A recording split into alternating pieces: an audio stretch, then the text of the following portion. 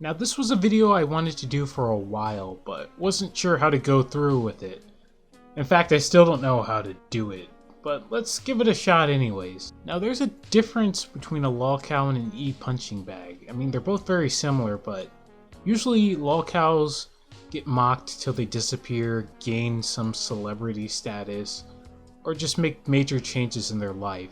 But e-punching bags transcend that. They go from being mocked to straight up hated. Like Chris Bors, aka the Irate Gamer. I can't believe I'm still talking about this guy. It's like 2020 now. Do I really need to talk about this guy anymore? Okay, whatever. He started off as another game reviewer in the early days of YouTube, and was one of the first sponsored content creators. Though it was clear he took a lot from James Rolfe's content, and the internet would let him know about it the only way they could. But eventually people took things too far. There's this dude, BatDan, made a blog about how much he hates the Irate Gamer, and it's still updated to this day as I record this. Why? He hasn't been relevant in years. Does this guy just go to bed seething with rage over Bors? Did he steal his girl?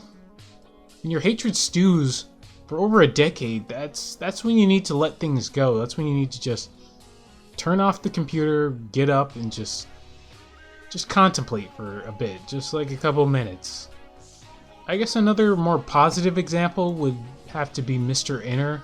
He started off doing these awful reviews of episodes from shows like SpongeBob and Johnny Test, nitpicking the most minute of issues, causing him to be the target of harassing and doxing. One of his well-known harassers is this guy called Clay Claymore. He's known for making these really lazy, basic commentary videos on all the typical lolcows like Doug Walker and Ben the Looney. There's nothing really new or insightful said in any of his videos. It's just the same thing you've heard in any other commentary video. He doesn't even do his own audio or recording or anything like that. He just puts text on a screen and just has that explain his point. It's just the laziest thing ever. I mean, come on, man.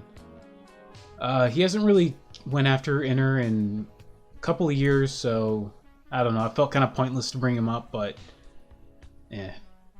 Though around the time when he started making his Technocracy video series a couple of years back, if you haven't watched that, you really need to check it out. Basically, it's about how different tech companies kind of affect the world around us, yada yada. But what's important about that series was that it marked a turning point for Enter in his future videos. No longer would he pick apart single episodes, but rather talk about the entire series. Kind of similar to this other guy who makes videos online called The Real Gems. He does these Simpsons vids about single or multiple episodes and how they relate to each other. It's much better than what Enter did in his earlier vids, but anyways, tangent over. Enter improved himself to the point where any of his older critiques thrown at him would no longer apply. I wouldn't say that he's perfect or reached a level of quality that would put him with some of the greats, but he's definitely gone from just your typical low-tier animation reviewer to someone who has a bit more of a reach. Alright, so that was my video.